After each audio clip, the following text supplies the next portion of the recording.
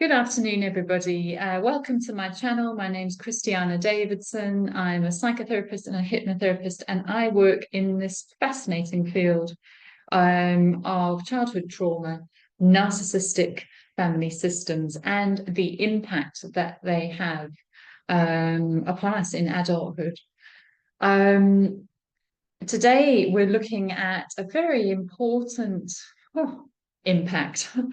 And it's got to do with idealization and discard. But before we dive straight in, if you haven't yet subscribed, please do. I'm trying to get my numbers up because some of the content I put out there is a little bit, what can I say, different. Well, I like to think so anyway.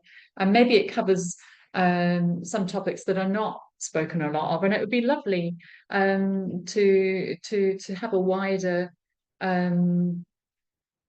audience, because you never know who needs to see it, and the only way we're going to get it out there is if I increase my subscribers. So thank you to everyone who already has.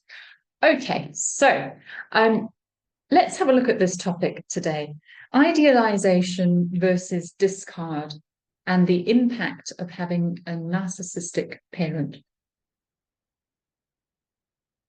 Now, because the narcissistic parent, your narcissistic parent perhaps, is without a connection to their true self, to their authentic self. Or rather, my thinking is that that connection was never allowed to develop. It's like they've spent their whole life with a plug dangling inside that has never connected within. So there's an emptiness inside the narcissistic parent because they don't know themselves. There's no real connection to their authenticity. They thus need to adopt an authentic self or an identity by looking for it out there, because they can't find it in here. So they've got to look outside for some kind of self, some kind of authentic self that they can put together to replace the lack of one within. And they've got to do this in order to cope, to survive. And so they look for this false self in others, this inauthentic self in others, and they take bits of different people and put it all together to create their own version of who they are. The false self is the narcissistic parent's way of seeing both their idealized image and their discarded image out there, not in here. And that projected self out there demands and requires to be recognized and known by others.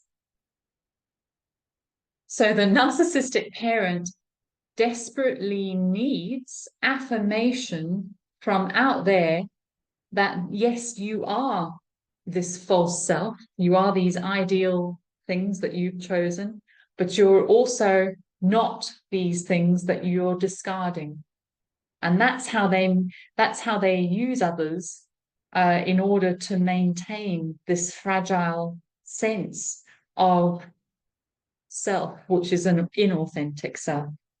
Okay, so this video now is going to cover how the idealized and discarded self, those two things, impact you as a child. Their own inner confusion and emptiness and loss of a sense of self is most apparent in the relationship that they have with their children, because the children are key players, key actors and have the role of being a means of the parent seeing and acknowledging and affirming their false ideal self and also their discarded self. So this requires children and later on adults of these parents to really do some deep inner work to heal. And we're going to talk about this a bit later in the video. Do stick around at the end, because this is really important work, and it's at the heart of things. And the work that we're required to do as victims, as survivors, it's going to require some humility and some willingness to let go of some of these images. Because it's not just the negative messages that we take on, the discarded messages that we take on from our narcissistic parent. It's also the idealized, projected messages that were also untrue. And that's often the part that people don't want to acknowledge. So when you have a narcissistic parent, there are times where you will have been praised and times when you will have been shamed or rejected. If you're experiencing being idealized, it will have gone something along one of the following lines. For example, 1, you are better than her or him. You're sent from God, you are. I always knew you were destined for greatness. You are wise beyond your years. Your talents, capabilities are beyond normal, especially for your age. Your street's ahead of the others. They're all jealous of you. And of course, what's the message that comes through with this idealized projection is you are better than others and you are extraordinary and you need to stand out. Now, in a slightly different example from the above, that idealization of the child has a hint in it at times from the narcissistic parent that you are better than me. You are above me. I worship and adore you. You are my role model. How on earth did I have a child like you? I am less than. I want to be like you. And they might even have a bit of a glassy-eyed look that comes across, and it can feel a bit sort of icky. That's what my clients describe it as. And it's so confusing. I mean, here's your parent almost making you their role model as a child. Now, on the other hand, when you were displeasing, you were the projected discarded self. And the words or the message that came across were more one of the following: you're less than me and others. For example, why did you do that? Why did you embarrass me like that in front of people? Oh, normal sons or daughters don't do that. Your friends wouldn't have done that. It's with you. Why are you so difficult? Why are you wearing that? Why haven't you got many friends? Why are you not? Why are they not inviting you to play? Don't they like you? Oh, you were always a big baby. Oh my goodness, such a big appetite. You're always quite tubby, you know. So these messages are a clear indication of the discarded self that's projected onto the child. So the narcissistic parent can say these things, project them out and go, that's who I'm not. and they can see you wincing at it, believing that you are less than them. So on one hand, we have the parent saying you're more than me, and on the other hand, at different times, they're saying you're less than me. Very confusing. So each of these two things, idealization and discard, reveals the narcissistic parent's greatest values and also their deepest fears. And as children, we are in search of a role model to teach us what to value, to teach us what to reject. And so we look to our parent to know what these are, how to be in society. And of course, if you have a narcissistic parent, well, the highest values of the narcissistic parent are revealed in their idealization of you. And these are some of the things that I've picked up on. Number one, it's important to win. Number two, it is a competition. Number three, you need to fit in. Number two, you need to stand out. Number five, you need to show others how extraordinary you are. You need to prove it to them. The discarded self reveals their deepest fears. And these may be along the lines of, to be rejected by your peers means you have no self, you have no worth.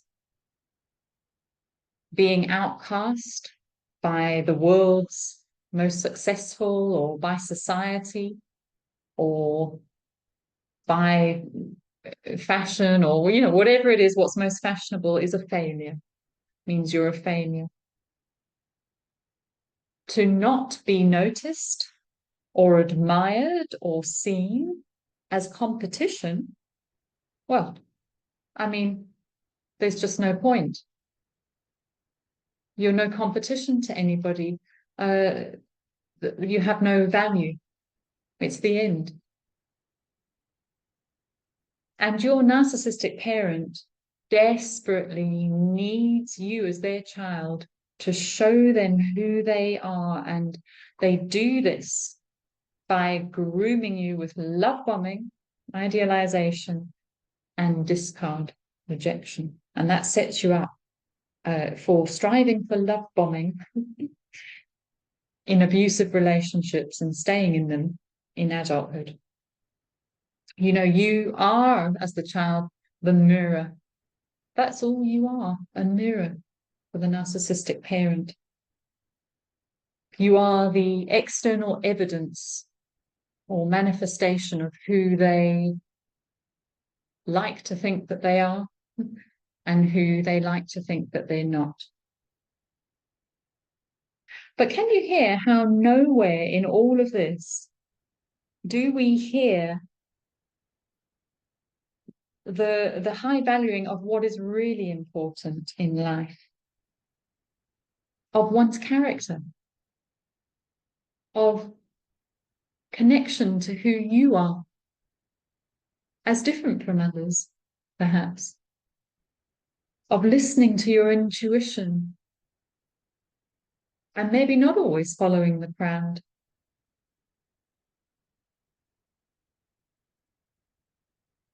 There is no emphasis on placing who you are above external gratification and admiration.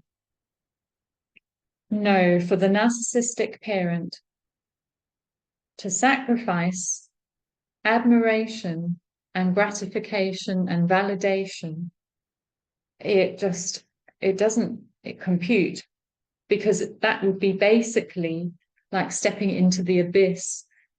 It would be like not being seen completely, not being seen by themselves within, and not being known outside either. It's death.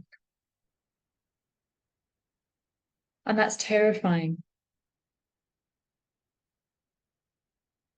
So there's no connection there to authenticity of self, rising up from within, of that plug being plugged in, and a deep connection rising up and expressing.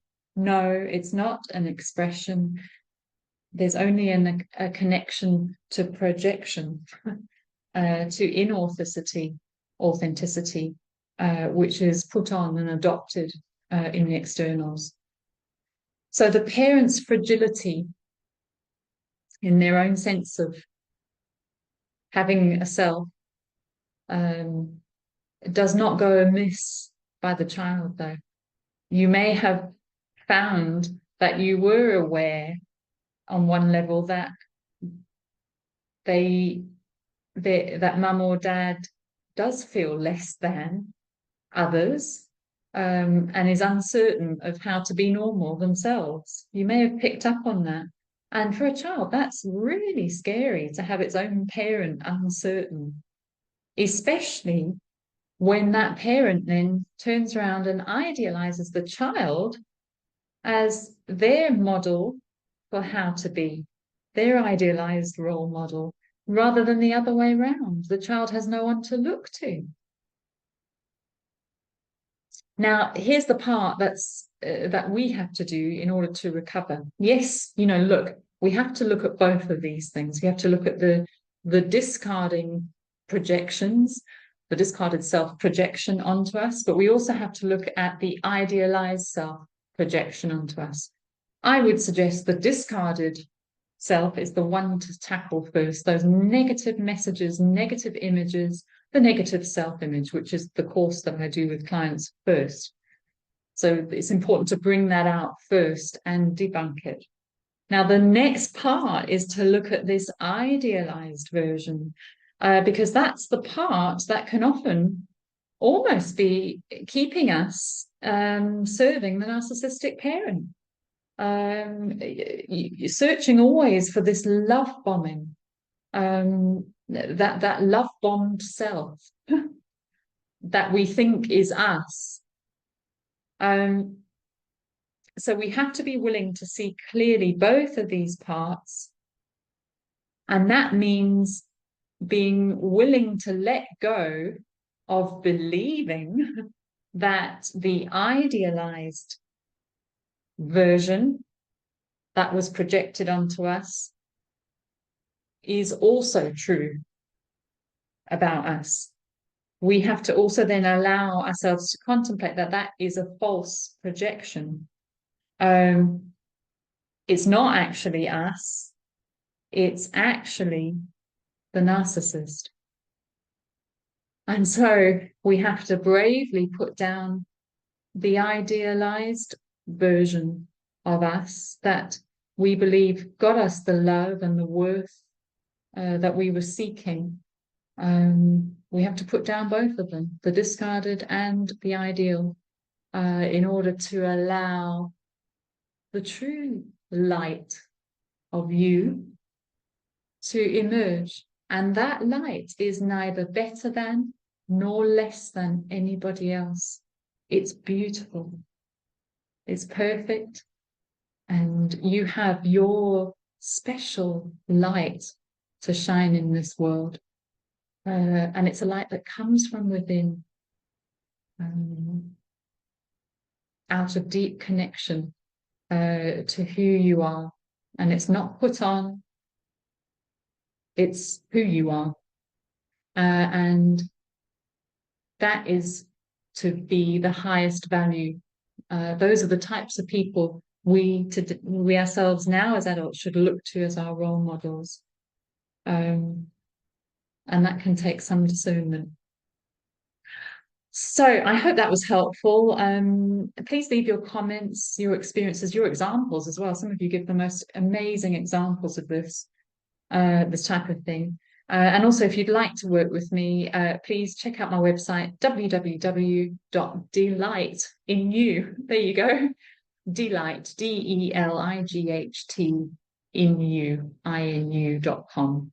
And that's what I think what healing is all about, is discovering that light within you, your special light.